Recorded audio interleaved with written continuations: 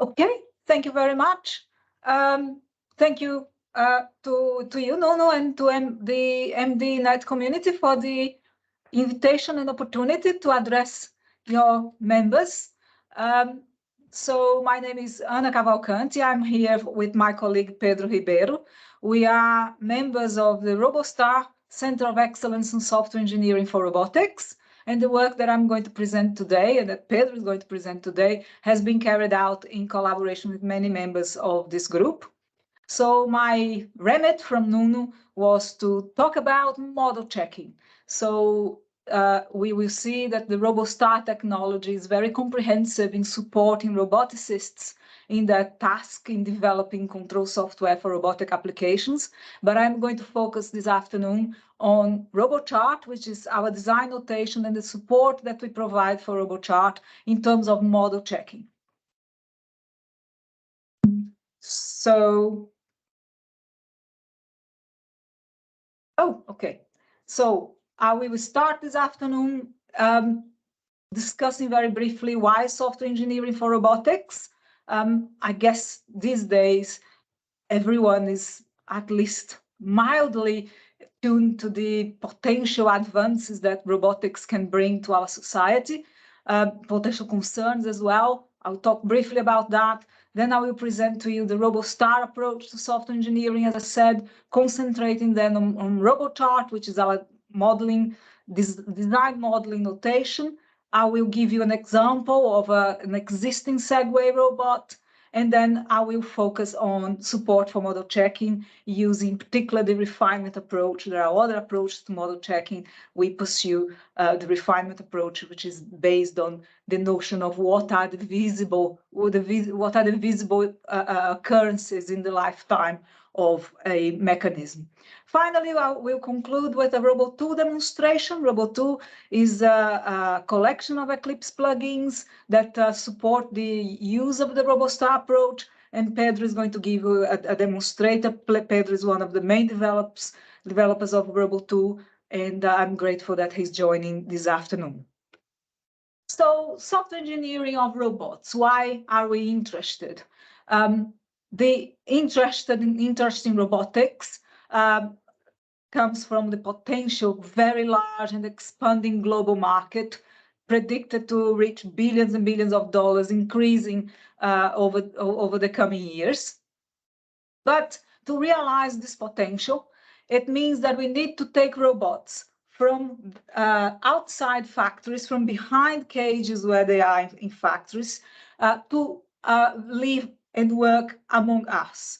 So to be in our factories, in our homes, and for that, safety then needs to be addressed. It's a big concern. So in applications like autonomous vehicles or home automation, where we see here in this picture, a robot providing assistance to a chef at home, or a robot being used to support the work of doctors, a robot being used to assist elderly colleagues, for example, to assist colleagues in getting up from a chair or from a bed. A robot that's strong enough to carry out such a task is also strong enough to cause harm to a human. So full verification is beyond the state of the art. A robotic system is a cyber-physical system which interacts physically with its environment, and full verification is very challenging. I will say more about that.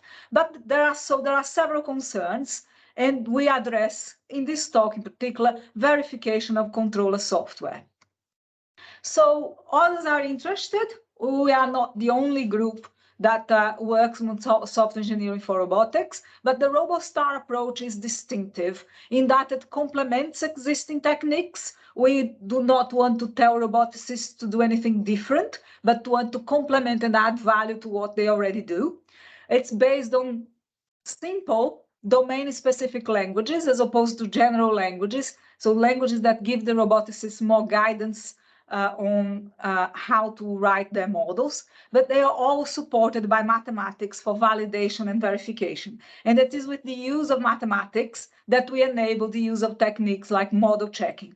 So model checking basically allows you to prove a property beyond any reasonable doubt.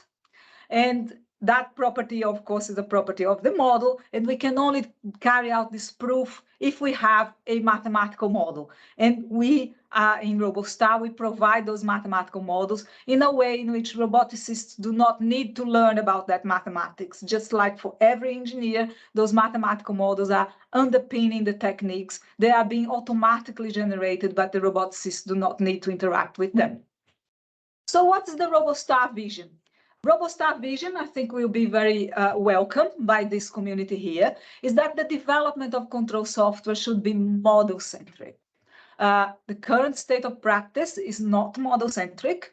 The current state of practice is definitely code-centric, where roboticists start the work by writing an implementation, often an implementation for a simulator, developing then a simulation, but never via models, always via starting writing code that is platform independent, or that is platform dependent, or that is simulator dependent as well.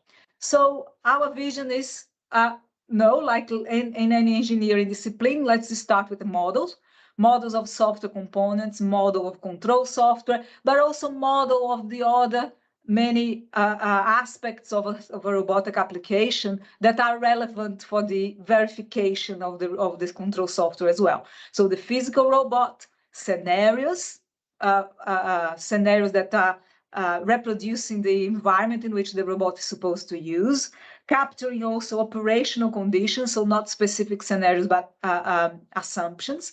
Human behavior, interaction with the human is a main challenge, and properties of the system. What's the distinctive feature is that all these models, they are separate documents, separate artifacts, but that they integrate well. And that integration is justified by the use of a common mathematical underpinning. So in conversation with the industry, the more advanced software developers. So I need to tell you here a little bit about the landscape of the robotics industry and innovation. A lot of the work is done in research labs or in small companies where there is no availability of software engineers. And that leads to that code-centric approach. In the big companies, we do have the software engineers, and using traditional approach, their view sometimes is to say, the problem is not in the software. The problem is not developing software. The problem is the fact that that software is going to interact with the physical robot or interact with a real world, very different from running the software in a desktop or a laptop or any sort of a static computer. So they perceive that that problem is not in the software, but it is the interaction between the software in the context with all these other elements. So we need to do verification in this richer context. And our view is to add value once you have all these models, all these documents. How can we add value? We can generate simulation automatically. Our approach means that we can generate code automatically. The simulation code can be used at deployment as well, which is something that was attractive for the roboticists. We can generate tests automatically. The approach in robotics, the state of practice is very much ad hoc. We can automate that. Tests for simulation, tests for deployment, which need to be different. Proof, either via model checking, which is my concern here today, my focus here today, or theorem proving. For scalability, dealing with all these components, theorem proving can be important. And therefore, with all this, in all these ways, to provide evidence of properties, these properties could be about safety, security, and more. We're concerned about ethical issues as well, legal issues. And all this is supported by the RoboStar vision. Work has already reached level maturity in different areas and is ongoing in all the areas. We have this significant asset, which is Robo2, that's going to be demonstrated to you towards the end by Pedro. It's, as I said, a collection of plugins that amount to 3 million lines of code. And at the moment, we are agnostic to particular application in robotics, but we are developing a vision that robotics is not specialized enough, potentially. So our core notation is called RoboChart. By the way, I forgot to say at the beginning, if anybody has any questions, please feel free to raise your hand. Pedro Nuno will alert me to the fact that there is somebody wanting to ask a question, or put a question on the chat. Again, they will alert me to the need to answer some questions. Feel free to just interrupt as we go along. It's important that you all following what's going on here. Okay, so our core notation is called RoboChart. And for those of you that are familiar with state charts, it is not going to be entirely surprising. And the reason why we're using state charts as a basis for our core design notation is the fact that roboticists often draw diagrams that look like state machines.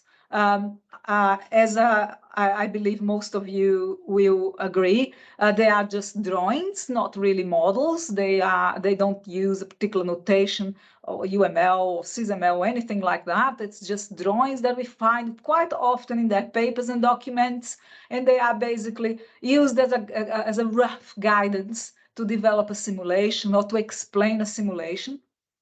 But it's not a notation that we can use any tool more sophisticated than a drawing tool with.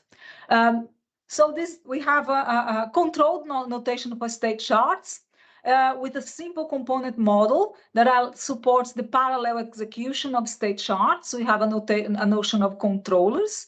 So a RoboChart model has one or more controllers executing parallel, and each controller normally corresponding to a unit of computation available in the robotic platform, and each of them having one or more state machines running parallel corresponding to different threads of execution. Communication between these state charts can be synchronous or asynchronous. Quite importantly, the model is platform independent. And why I can't emphasize enough the importance of this independence. It means that we describe our model in terms of capabilities. We use events and operations to describe the capabilities of a platform that we need to use for developing the software under consideration. And this notion of events and operations permeates the whole of the RoboStar technology.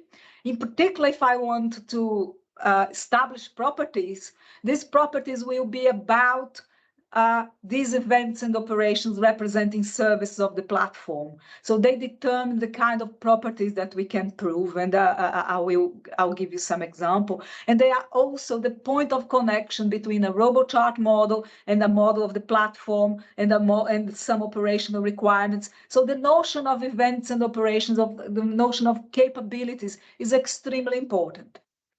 Moreover, RoboChart is also a timed and a probabilistic notation, so that goes beyond what you normally find in a state chart.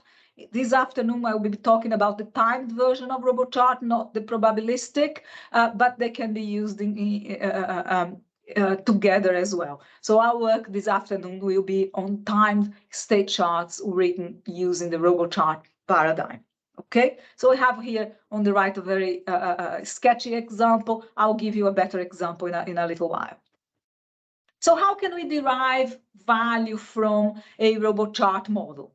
So RoboChart here in these pictures here at the top, it's the first perhaps artifact that we create when we are trying to use the RoboStar technology. And as I said, it is platform independent account of the control software via a notion that we call module.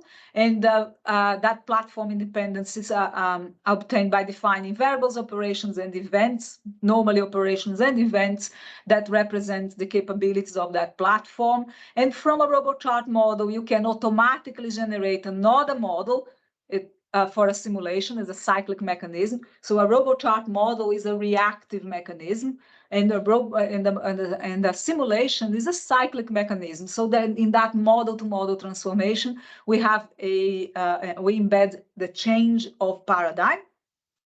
From that RoboSim model for the RoboChart design, we can generate simulation code for a variety of robotics simulators.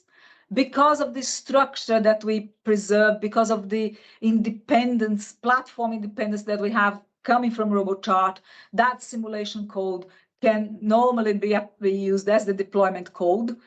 So a simulation written directly by a roboticist normally is just very monolithic. It's one big loop where in there you have the behavior of the software, the simulated platform, the simulated environment, everything together. If you are happy with your simulation and now you want to write you want to deploy your application, you normally need to write your code again. If we use this organized approach where we start from a platform independent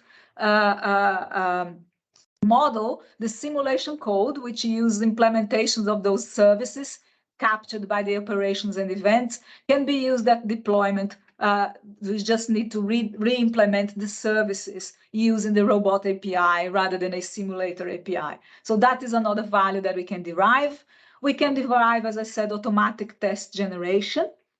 Associated with RoboChart, we have another notation called RoboWorld, that can be used to capture operational requirements. These operational requirements are normally left in the head of the roboticists, but they are important to understand. For example, can my drone be deployed if there is wind? What's the maximum speed? What are the restrictions of my robot is on the floor? What are the restrictions on the surface of the floor, inclination, and so on? So we can record that with RoboWorld. From RoboChart, we can automatically generate mathematical models to support model checking. And that's, again, it's our focus today. In particular, we'll be using refinement model checking using a tool called FDR. We could also use probabilistic model checking using Prism.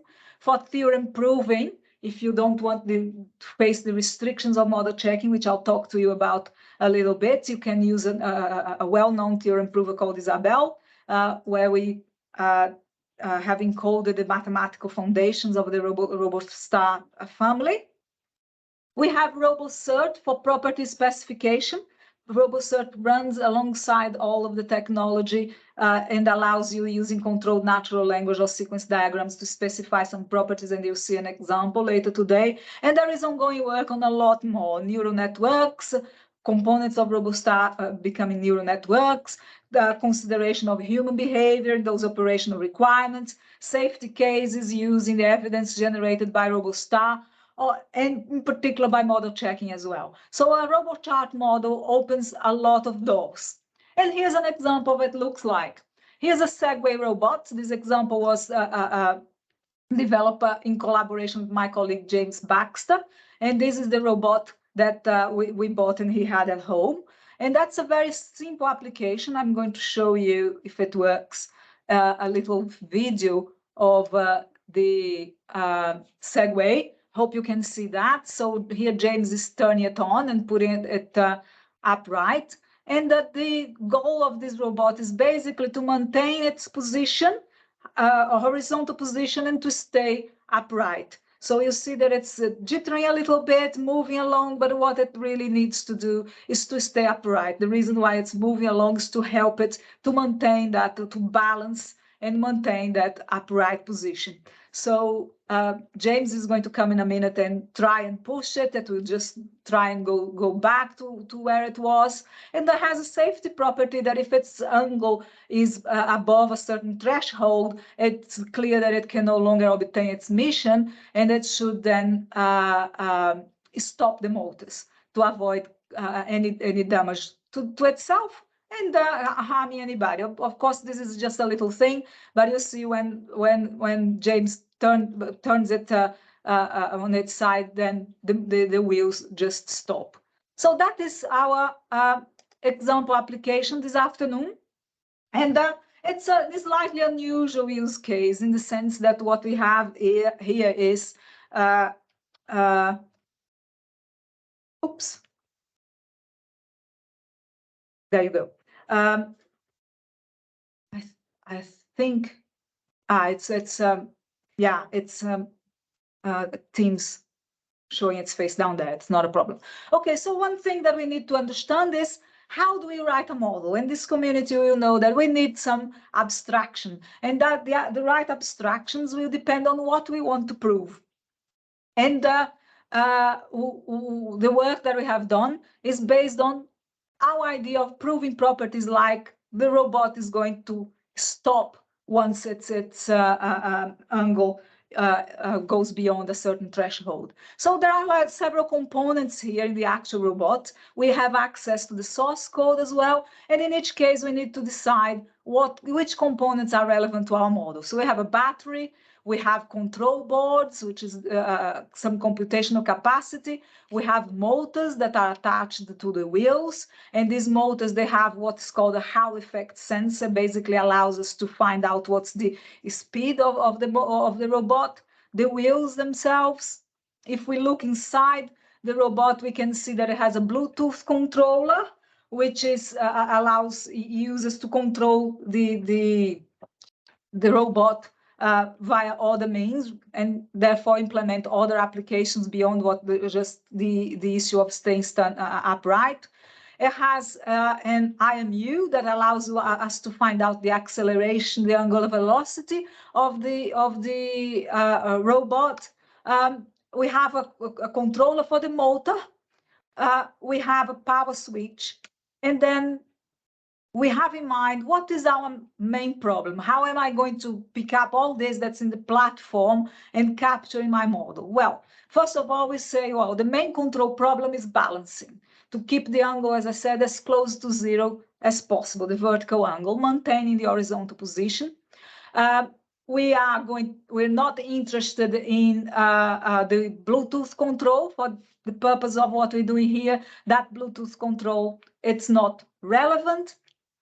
And we have, as I said, the C++ code that's supplied with the robot, and we use it as a reference for the development of RoboChart model. And I will discuss some aspects of this code, and we will see how the code is rather challenging in spite of being very, very small like this, in the sense that it's completely monolithic, and it confuses entirely application independent and application dependent, platform independent and platform dependent aspects of the implementation.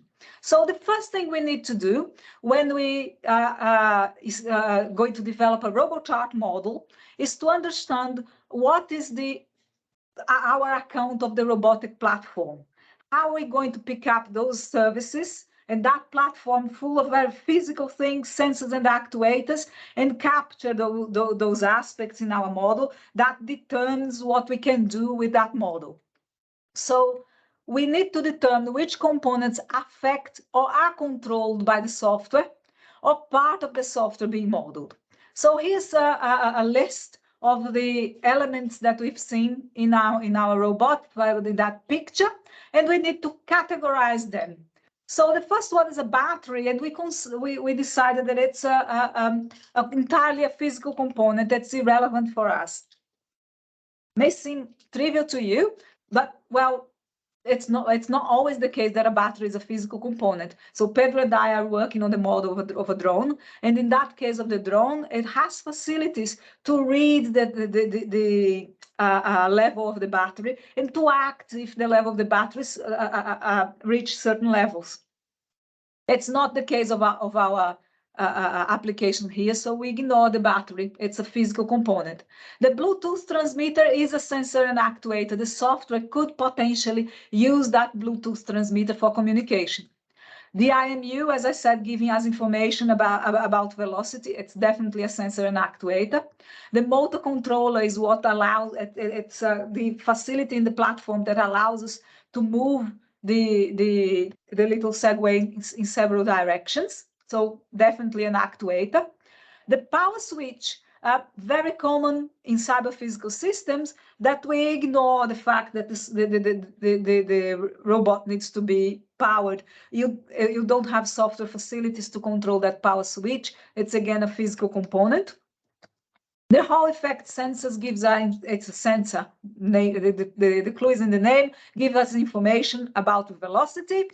And finally, we have the wheels. We control the wheels via the motors, so we ignore all these the wheels themselves. And So sensors and actuators are normally the elements of the robotic platform that we need to capture.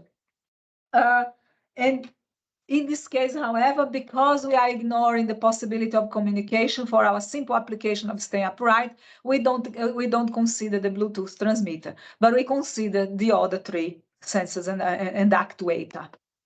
So how do we define this robotic platform?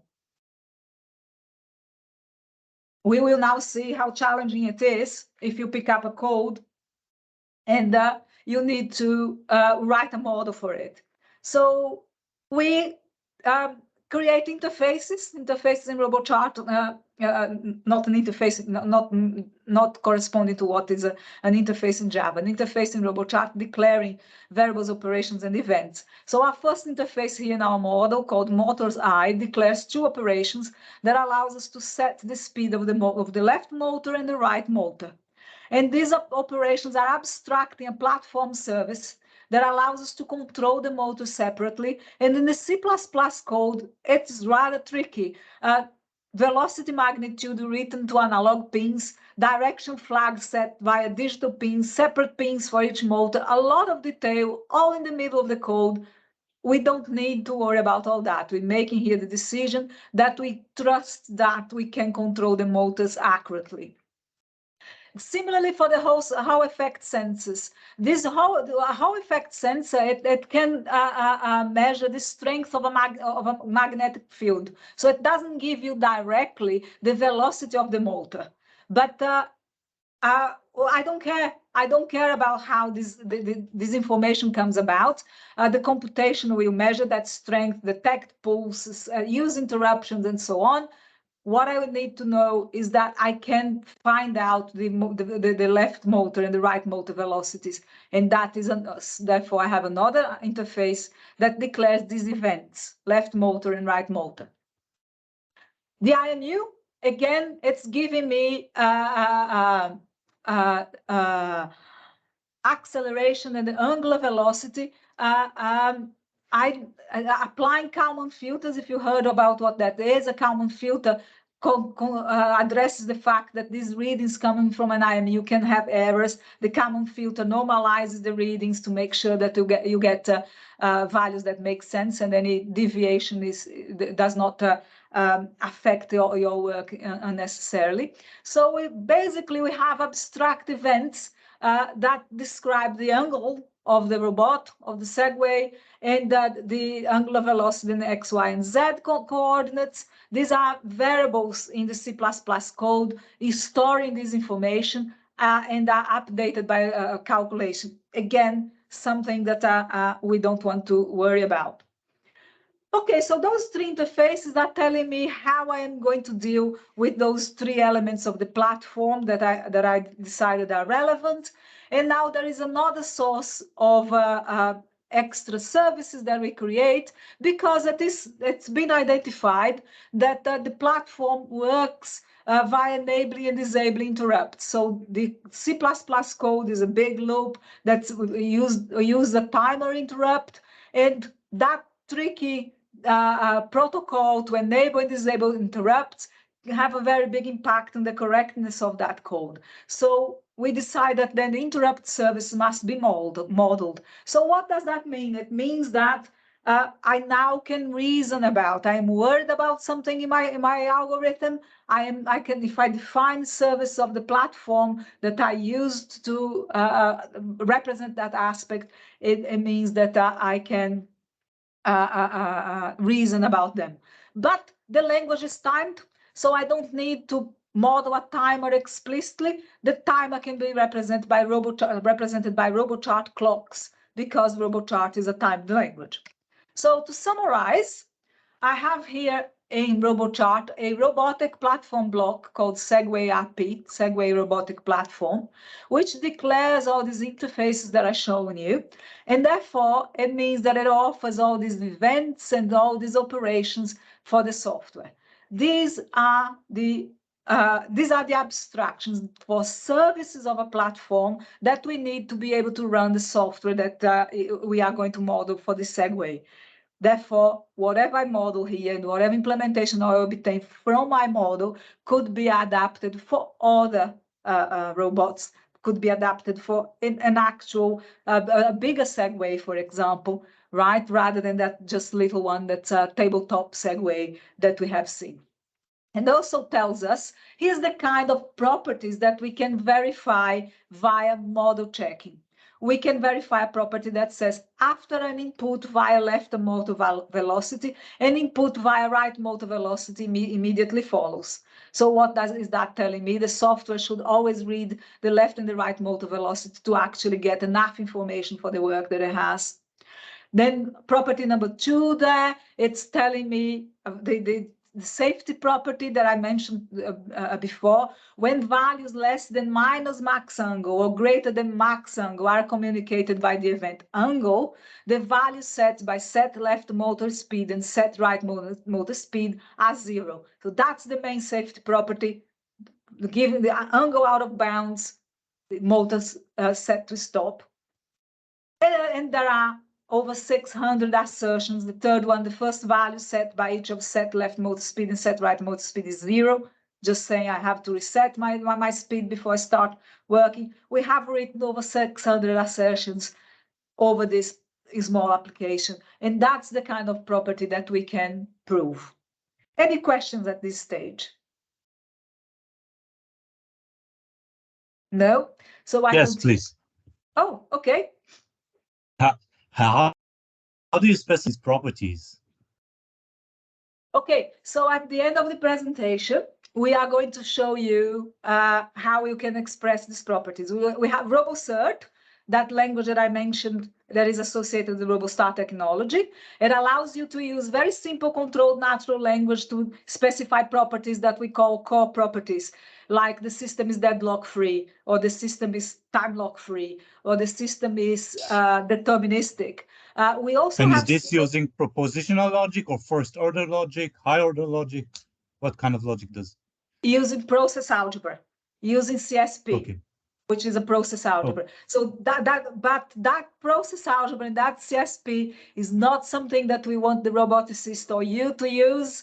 That's why I said it's RoboCert. RoboCert has this controlled natural language that allows you to specify core properties, and sequence diagrams as well that allows us to capture these properties. And from RoboChart, from the sequence diagrams, we can then generate automatically process algebraic specifications that can be used for model checking. Okay, thank you. I'll tell more about CSP in a minute. Thank you for your question. So a question. Yeah. Sorry, I have a question. These properties that are being checked, are there also runtime verification? Is it possible to check some properties hold up in runtime rather than checking the code in a static time?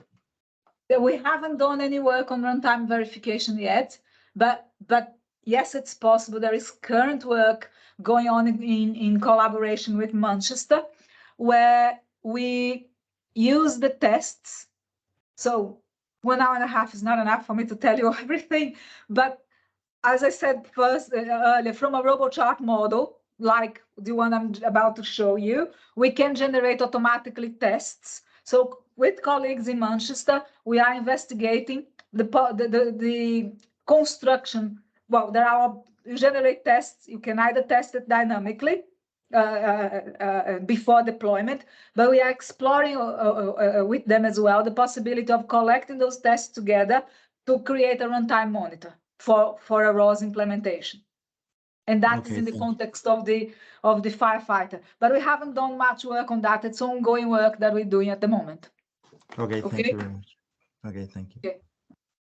Anything else?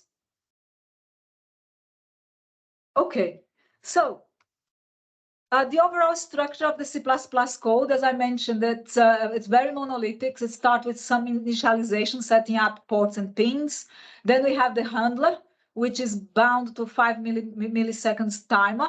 This handler is a big loop where you enable the interrupts. Then you save the Hall effect sensor input, which is this pulse counter pass the IMU values, the input from the IMU through a Kalman filter, compute the angle control value, compute the speed control value. So basically, we need to compute what is the angle what's the value that you need to pass to establish the angle that we need, the speed, but every 10th iteration, the rotation, every 5th iteration, and when the angle is less than 30 degrees from the vertical, then set the motor velocities combining the control values. But if it's greater than, then zero the motor velocities. So we have to decide how we're going to capture this code. And this code is completely monolithic. We start, well, enable interrupts, that is the bit of code that is concerned with enabling interrupt is captured by that service that we call enable interrupts. The managing of the data coming from the Hall effect sensor, that's handled in the platform. The similar way, the managing of the information coming through the IMU and via the Kalman filter is handled in the platform. We then need to have the steps to compute all these values that we have in the middle. And these are done via a special form of PI of controller called PID controllers. We have 3 of those. When the angle is less than 30, then we can use our set left motor speed. At the end, either to set the velocities or to zero those velocities. We either to set them combining the control values or to zero, we can use the set left and set right motor speed operations. And as I said, the control values are computed by PIDs, which we model as software operations, which is what they are. So what's the overall structure of our model? We have one controller because we have a single physical component I showed you at the beginning. We have one state machine that is the main flow of the single timer loop. And we have 3 operations for PIDs. They handle the difference between the control that's needed for the angle, for the speed, and for the rotation, and match the C++ code in a particular more closely. And that's important for test generation. So if it would be a nicer abstraction, and that's how we actually started, would be to have one implementation of a PID controller and instantiate in different ways to deal with angle, speed, and rotation. But that does not match the C++ code. So it means that the tests that we generate from such more elegant model could not capture a situation where one of the implementations is faulty and the other one is not. So we match the structure of the C++ code in this way. So here's the module for the RoboChart model. We have, as I said, one controller. That controller is interacting with the Segway robotic platform. The Segway robotic platform is providing information for the controller and providing operations as well. The controller's behavior is given by one main machine using 3 different operations that are also specified by state machines. I don't have time this afternoon to show you the details of these small machines that represent the speed PID controller, but they will be there in the slides for those that are interested.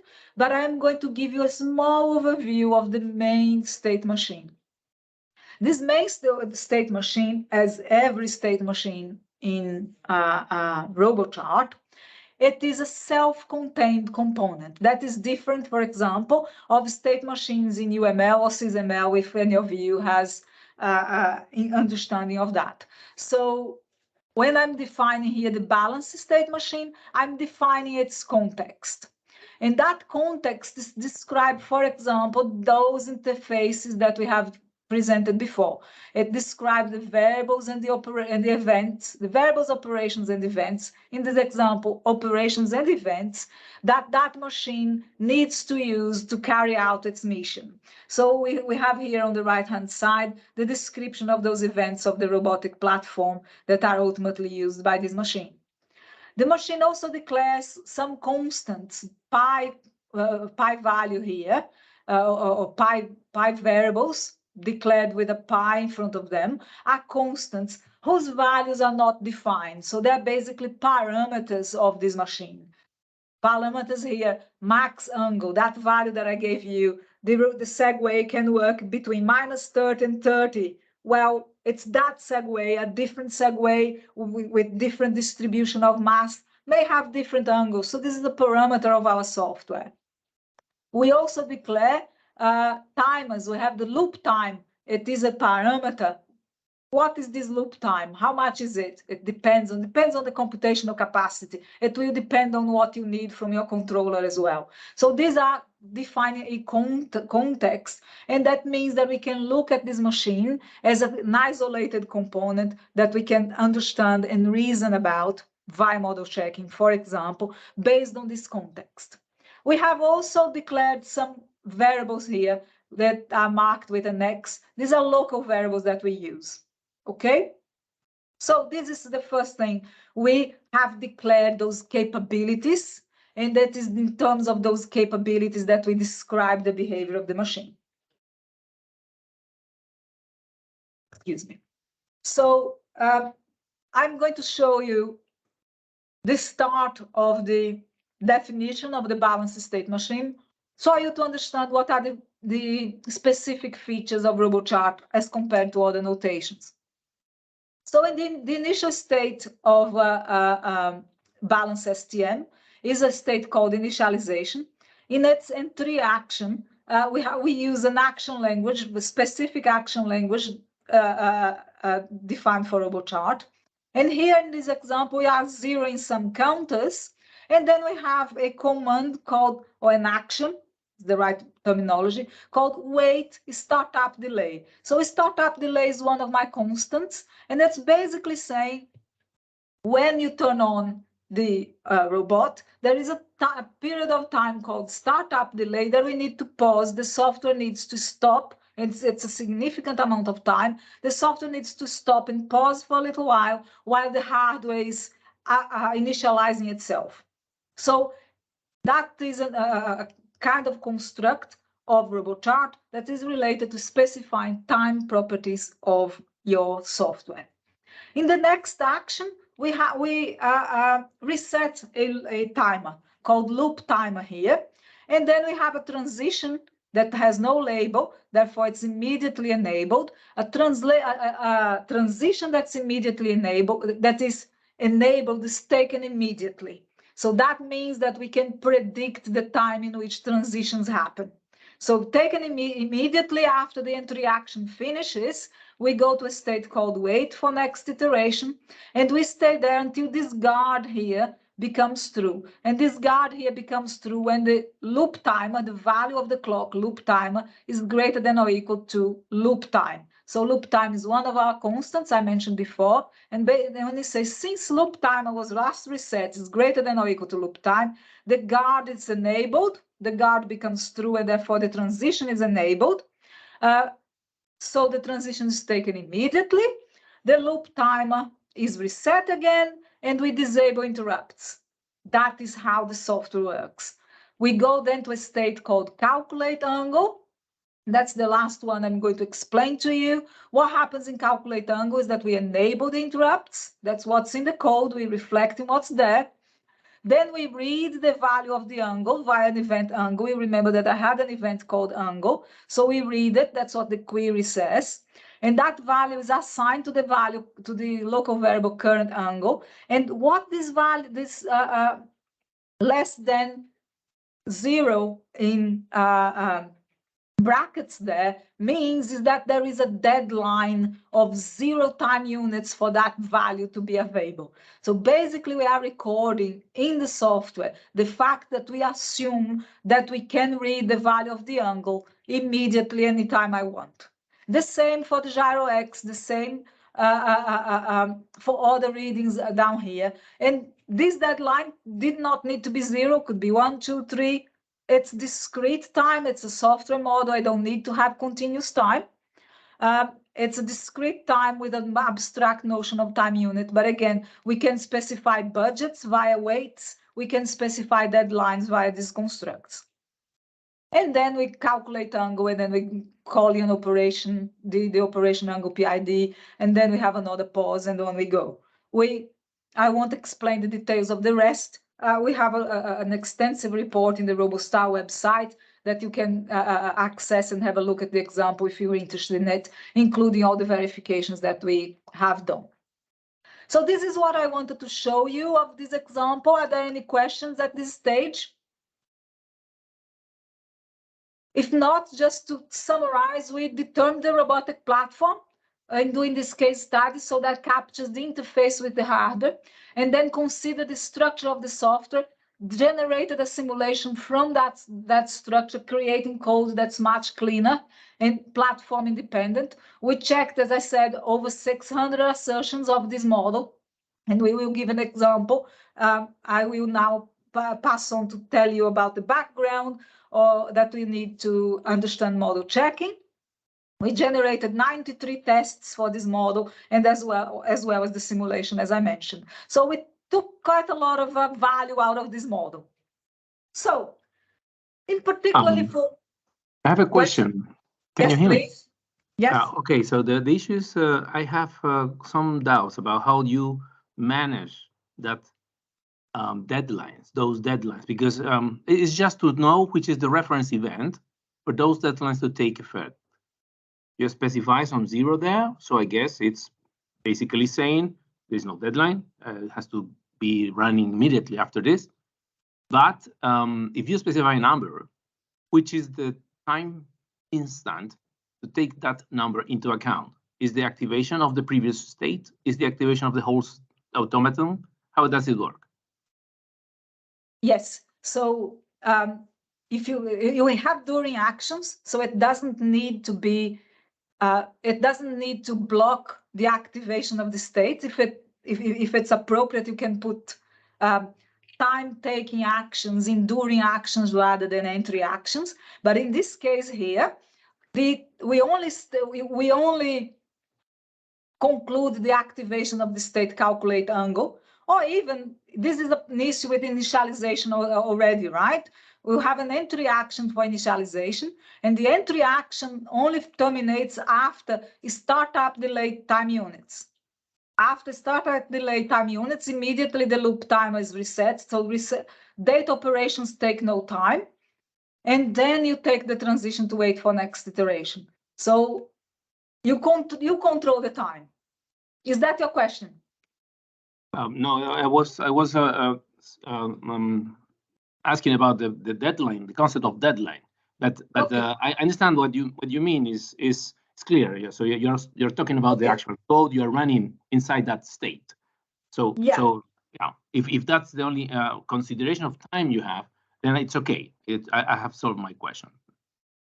Thanks. Okay, so the deadline does not need to be 0. The deadline could be 1, 2, 3 time units. What happens here is as follows. I need some information from my sensor. So do I know that it's going to be immediately available? If I do, I can record that information there. So it is a feature of this platform that anytime I want the software wants to read the value of the angle, it is available, it takes no time. If I don't put the deadline, what happens is I am saying I am going to wait for an the value of the angle. And the amount of time that I will wait is unbounded. So if that amount of time is unbounded, yeah, it will be finite but unbounded. It means that I don't have no guarantee that within loop time units, I'll go back to wait for the next iteration. So these deadlines here are important because they are recording the fact the robotic platform is responsive enough, or recording the assumption about the robotic platform. It is responsive enough, it has the information that I need immediately, therefore my control loop will be running over loop time units. Is that better? Yeah, thank you very much, yes. Okay. So, model checking. For model checking, we can focus on the control software, and that's what we have time to do this afternoon. But I wanted to tell you that there are many features of a robotic application. It is reactive, as I just explained, reading values from the sensors, producing values for the actuators, and therefore, depending on the time, it's very difficult to find any robotic application for which time is not a relevant property. And reaction times are very, very tricky.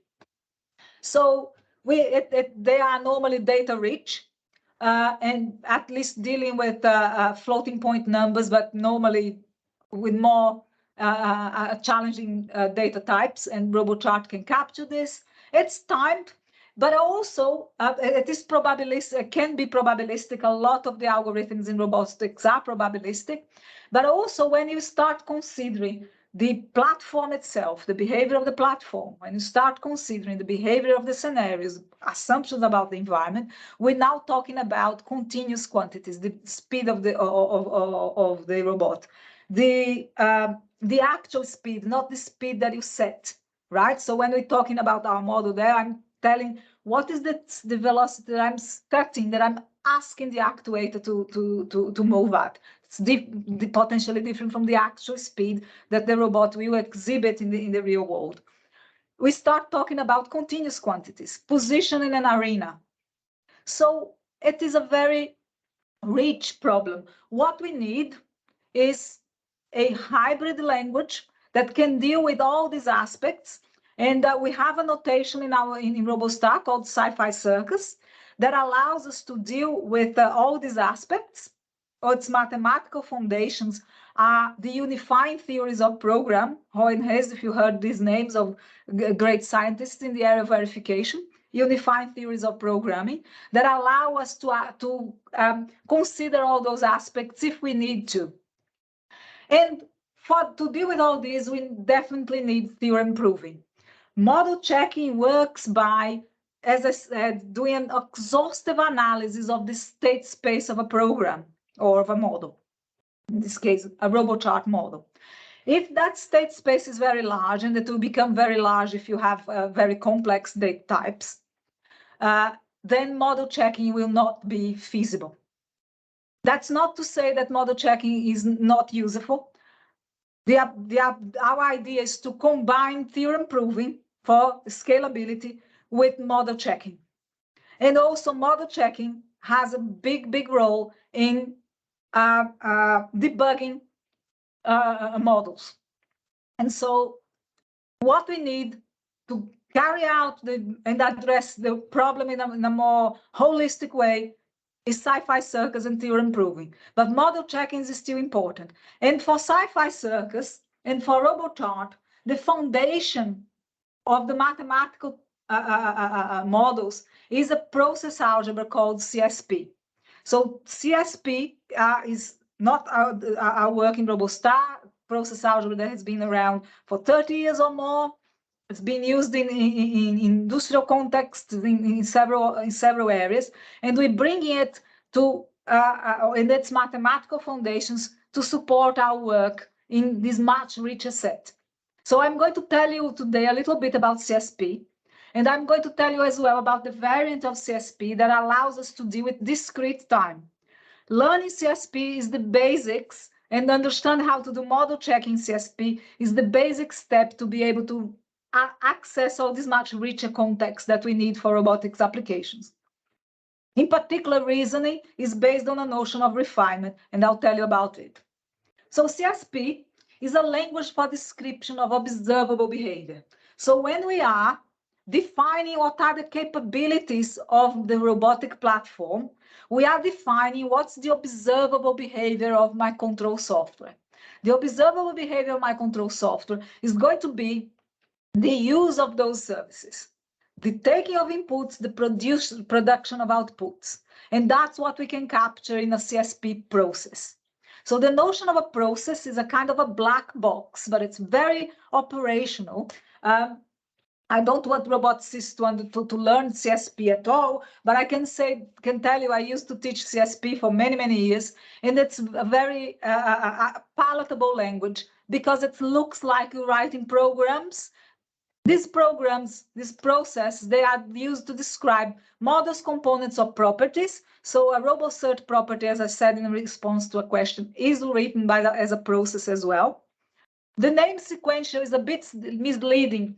Sequential because humans can understand sequential behavior very easily. And then the process, the CSP has a lot of composition operators that allow you to combine the sequential descriptions to describe quite rich parallel behavior.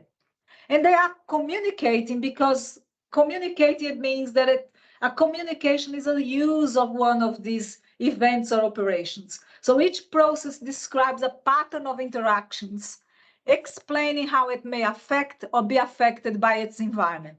So in our case, the environment is the robotic platform. The environment of a control software is the robotic platform. So the CSP process that describes the RoboChart model, it will describe how that model is enforcing the use of those services.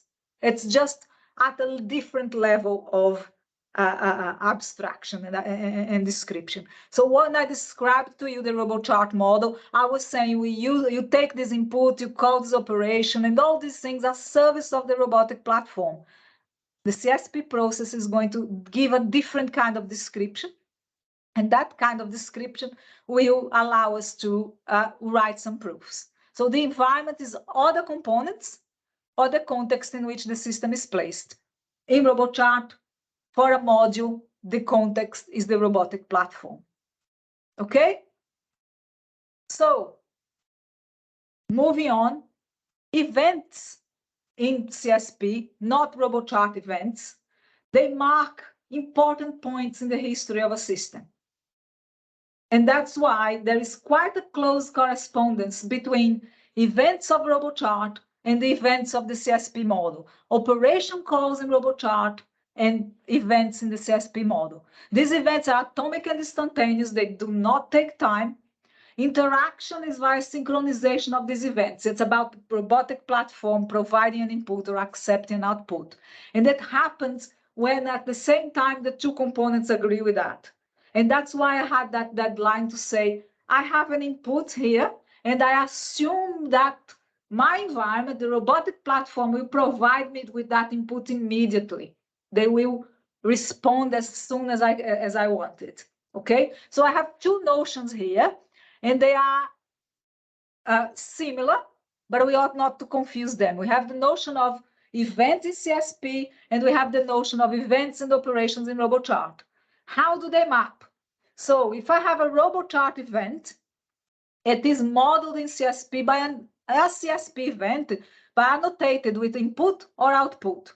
So for example, if I have an event in my RoboChart model called obstacle, and that event is an abstraction of a sensor that provides me information, it could be an infrared sensor, it could be a camera, it could be lots of things. I don't care. It's a service called obstacle. In CSP, I will be saying I have an event called obstacle.in telling me that I have an input via this event obstacle. An operation call, not an operation, but an operation call, is also represented by a CSP event with arguments. So if I have an operation called move that takes two arguments, a linear velocity and an angular velocity, I have a CSP event called move call, which two parameters, LV and 0. LV is a constant, the linear velocity, and 0 is the angular velocity. So that is the mapping that we do between RoboChart and RoboSim.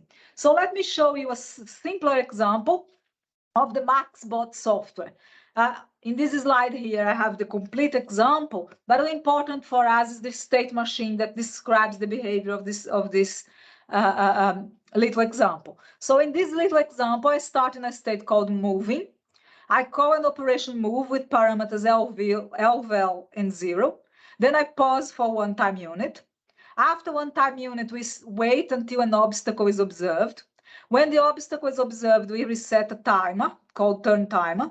Go to a state turning where we call the operation move again with different parameters, 0 and angular velocity.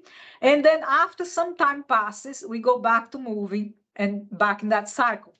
So the CSP model for this state machine, it needs to have events obstacle.in and move call, like I just said. But we also need to model discrete time because I have wait one, I have a clock. I also need to model time. So we use a version of CSP called Talk CSP, where we have a special event called talk that marks the passage of time. It's discrete time, and because it's CSP, it means that we can reuse reuse the tools, so we can reuse FDR. And in RoboChart, these events take no time, but in that there is maximum internal progress. So everything that's internal, data operations and other things, they take no time, they just call. So examples of behaviors of that machine include a call to move call with parameters LV and 0, and then a talk event to represent the weight that I had in the machine. So this weight here corresponds to that talk event. Then we have an input event obstacle. Or I could have not one talk, 3 talks before an obstacle arrives, and so on and so forth. So this gives me the events that I need in CSP to describe this little machine. The little machine, here's the CSP code for that machine. I don't need you to understand this code. This code is equivalent to the code that's automatically generated by Robo2 for this particular machine. So the MaxBot software is defined. This is a CSP process. This is a mathematical definition that says I have a process called entry moving that's capturing the behavior of the entry action, followed by another process called OBS, which captures the state in which moving is waiting until an obstacle happens. Then we have entry turning and so on. And we use all these events to define this CSP code. That CSP code completely automatically generated. I'd love if those of you interested in verification wanted to learn CSP, but the roboticist does not need it to. So the process defines which events are available, which events may be blocked, the time of events using the talk process, the possibility of a live lock or Xeno behavior, which live lock is a divergence, or Xeno behavior where you make a mistake and you specify an infinite number of operations to happen in a finite amount of time. And that's a language that allows us to reason using this notion of refinement. And I'll tell now what refinement is. With this notion of refinement, we can check safety, deadlocks, liveness. The semantics of CSP is also automatically calculated for us using tools, and FDI is one of them that calculates transition systems. But CSP has a whole load of algebraic laws, and that's why it is called a process algebra. So people can reason about your CSP algebraically. But today we want to reason about it using model checking. So how do we reason about it? We have to understand what is the behavior of a CSP process, which is capturing the behavior of the RoboChart model. And basically what happens is that we assume that that mechanism is running in front of you, and there is somebody taking notes. With this taking notes in terms of the events, the CSP events that the person can observe. So it can be about the traces. So I just shown you an example where we have the sequence of events that may be performed by that process. Can be refusers, set of events that the process may refuse to accept. The environment may ask that process to do those events, but the process will say, no, I'm not doing this. Divergences, which is the situations where you observe a live lock, or time, which is the passage of time. The observer has a clock and marks the passage of time using the talk event. So let's focus on, first of all, on the traces. So the traces, sequence of these events, and the traces model, the trace model includes every possible trace. So for my machine there, MaxBot software, if I don't conclude information about time, it has the trace move call.2.0 if the value of LVL is 2, followed by obstacle.in. But the trace model includes every possible trace, not 1, not 2. A trace in itself is an instance of the use of that model. The semantics, what you can reason about is every possible trace. So what can refinement tell you? Refinement is a notion that relates to processes, right? So we say that a process P1 is refined by another process P2 if every behavior of P2 is also a behavior of P1. So that depends on what's a behavior. If my behavior is the traces, I would say it means that every trace of P2 is a trace of P1. So refinement here will tell me that whatever the implementation does, it is a trace that was allowed by the specification. However, traces allow you to capture what is called safety analysis, which is this. The implementation is not doing anything that I didn't expect. It's not doing something crazy. Everything was predicted in the specification. But it doesn't allow you to capture liveness. So let's look at this sketch of RoboChart here.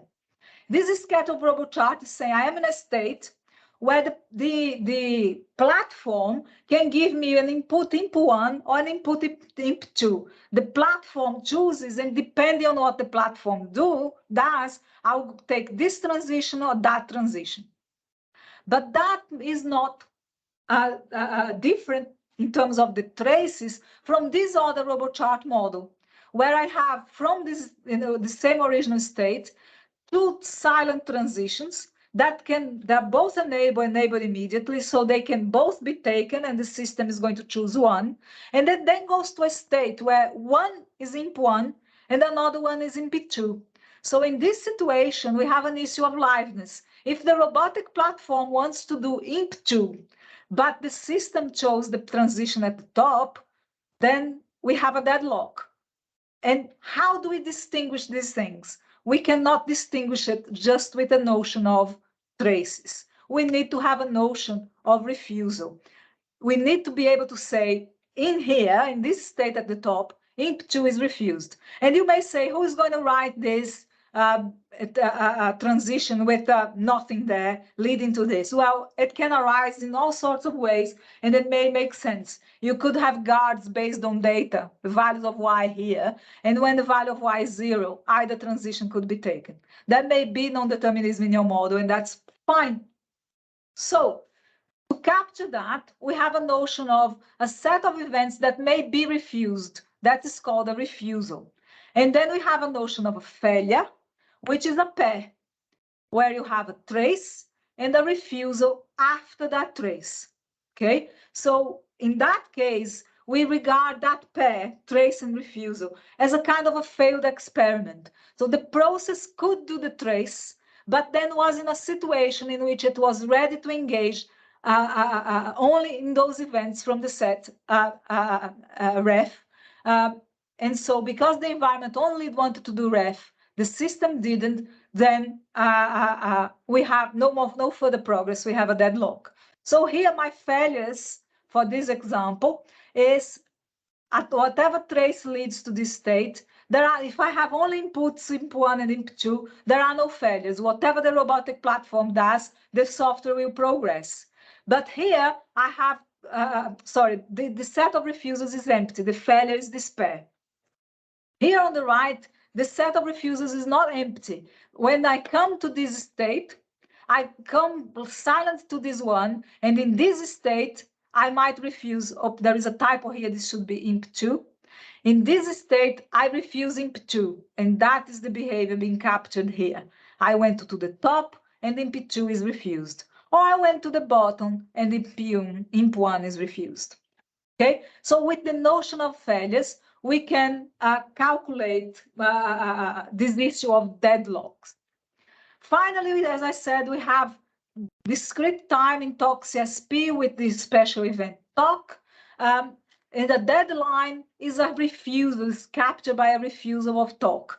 It's basically saying, now if you reach your deadline and you must do something by that time, then you have a refusal of the TOC. That event needs to happen. Events, as I said, instantaneous, passage of time is explicit, the maximal progress of the data operations, everything that's internal.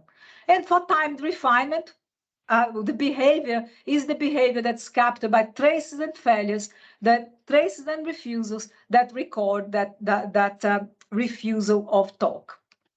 So before I conclude, I'd like to pass it to Pedro, and Pedro is going to present a model checking of the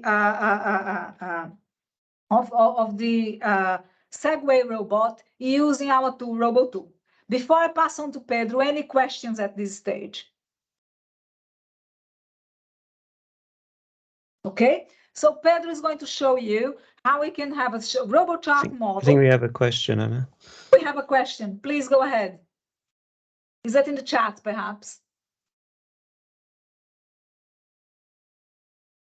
Hello? Yep. Yes, do you hear me? Yes, I do hear you. Okay, thank you very much for the nice presentation. So I have a couple of questions regarding the CSP.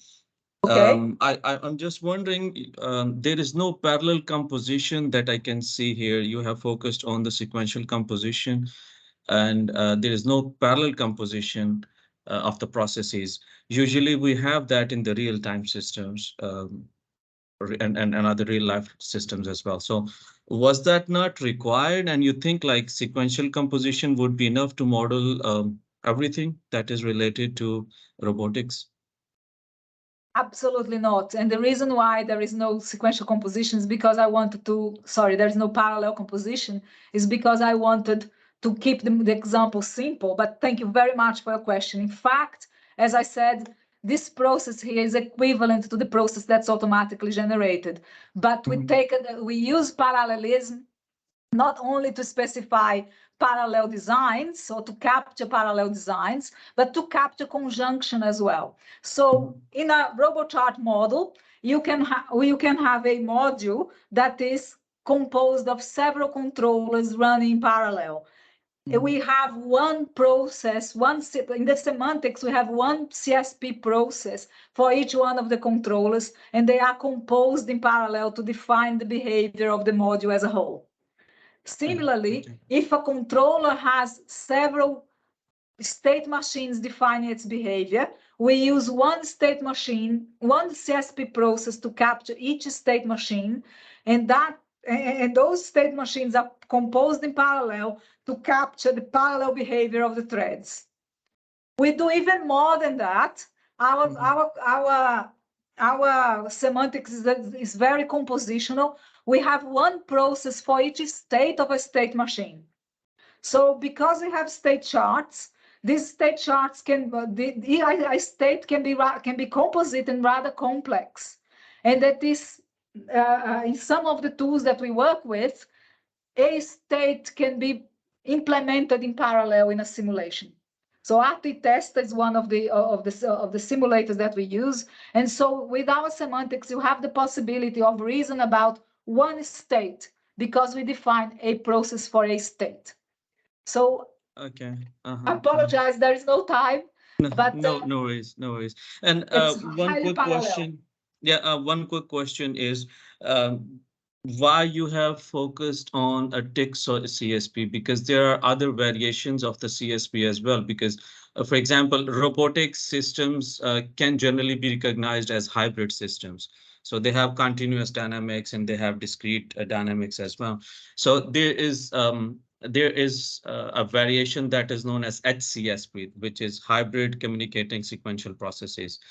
And it's like based on duration calculus, and then there is a theorem prover for that, and that is built in Isabel and everything. So I was wondering, like, how would you then try to verify the system level properties, where your system is actually a composition of a robot itself and the environment. So the environment is represented, as continuous dynamics. You have your software part as a discrete dynamics, and then there are system level properties as well. So how would you verify those system level properties without considering the hybrid part of it? We consider the hybrid part of it. Our process algebra is called Sci-Fi Circus. Sci-Fi Circus is a combination of CSP with Z for data modeling, and also a hybrid with a hybrid semantics. So Sci-Fi Circus is encoded in Isabel as well, and allows you to carry out proof of hybrid models. I do not, however, like the idea of using hybrid models to reason about software, because you don't need to. Software is not continuous. As you quite rightly said, it's when you want to reason about that software in the context of particular platform or a particular environment, that you need the hybrid approach. So the reason why I came back all the way to this slide here is because let's look at this first line, which is where RoboChart lives. We use TOC-CSP to reason about RoboChart. RoboWorld, who deals with operational requirements, has a semantics in sci-fi circles. That's a hybrid version of CSP. Yes. Okay. And because they both have the unifying theories of programming as their foundations, it means that I can put in parallel the process that specifies RoboChart with the process that specifies RoboWorld, synchronizing on TOC, and then I can the model of the system as a whole is hybrid. Okay. Okay. Yeah, I see that. Thank you very much. Thank you very much. I'll have a couple of questions, but we will have that at the end. Sure, please continue. Thank you. Okay, so I'll pass on to Pedro. I'll stop sharing. Okay, there's one further question in the chat, Anna. Okay. In the chat, That's correct. Okay, let me see if I can get there.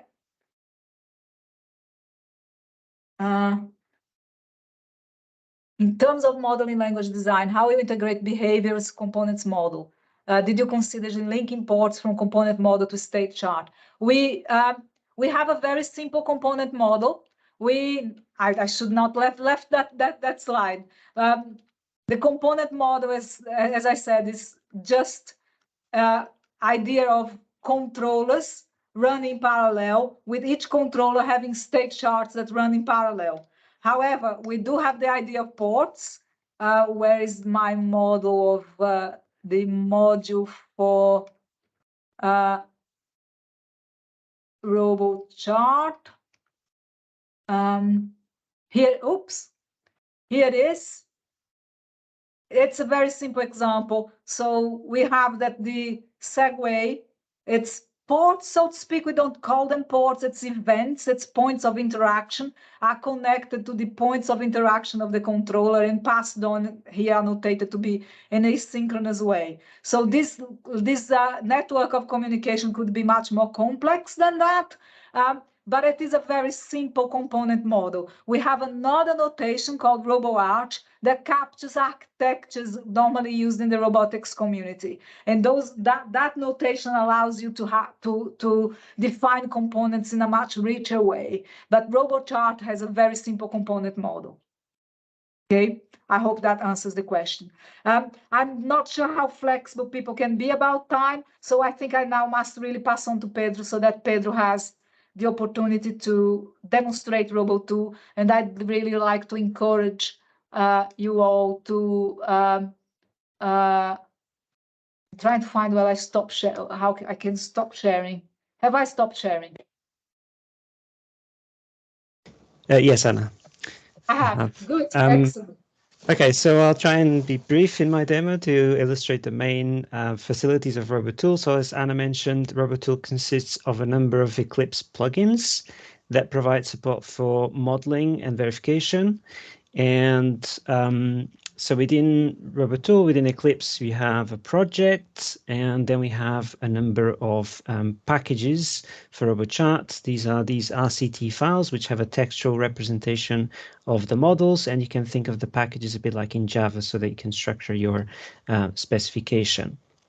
And in addition to that, we have also a graphical editor that allows us to build these state machines and controllers and modules and so forth. And that's done using a palette. So you have a number of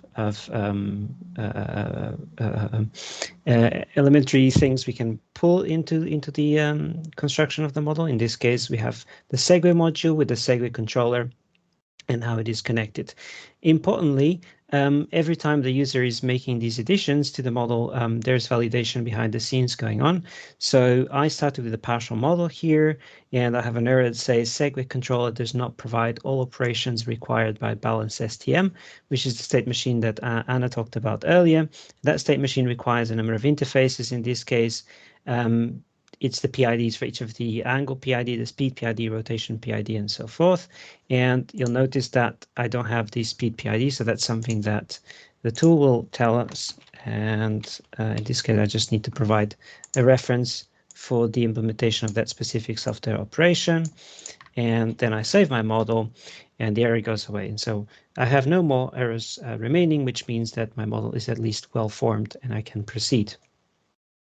So now I'll show a little bit about how we can do some simple verification of properties that you'd expect most models to satisfy. And in this case, I've already typed them to save some time. So this is using the RoboCert little domain-specific language to verify these core properties. So I'm saying in the first case, I want to check whether it's deadlock-free, whether it's divergence-free, and whether it's deterministic. And so what I can do with RoboTool is I'm going to save this file, and I'm going to ask FDR to run this. So we can call FDR from within RoboTool. It goes and it does some verification for us, and then it produces a report. In this case, we're only considering the timed analysis, so the TOC-CSP model that Anna talked about, and all the assertions pass, which means all of these properties are satisfied by the segue model. Now, in addition to that, as Anna mentioned, we can use RoboCert in terms of specifying other more interesting properties like the following. So in this case, we have a sequence diagram-like notation, and here's the graphical representation. So we have a target, which is called a segue, and here we're referring the RoboChat module segue. And then we have in a loop that until we have an event left motor velocity, we allow any interactions to happen. But once the left motor velocity with any parameter, where any value is received, then we have a deadline of 0 over receiving the event right motor velocity again with any value. And so what I'm going to do is, again, I'm going to ask FDR to check that for us. So that's already, again, encoded into the system. And FDR will go back to us and says, oh, actually, it's false. So what I can do is I can actually open FDR and look at the counter example. So this is rather fast. And we're going to get a counter example of why is the case that this property does not hold. Okay, just wait a little bit to get the counter example back. And what we can observe from the sequence of events is that, well, actually, at some point we have right motor velocity followed by left motor velocity. And then after that event, we have a reading of the gyroscope, for example. And that's not quite what we specified. We said in the property after left motor velocity, immediately we need to have a right motor velocity. Well, why could that be the case? Well, if we're not careful enough about connecting our events, then, which is the case here, we misconnected the left and the right motor velocity, and that's why this is not working. And this is actually something that happened in the development of this model. So now I go back, I save my model, and I can again ask FDR to run verification. And now the property is true. And so it's satisfied. So in this way, we can use FDR to verify generic properties like deadlock freedom, divergence freedom, determinism, and so on. But we can also make use of the facilities around the RoboCert specification language. And if you are inclined to do so, to write CSP properties directly with the tool, and by use of refinement checking to check whether you or not your model satisfies the properties that you want. Okay, so that's the end of this very brief demo. Thank you.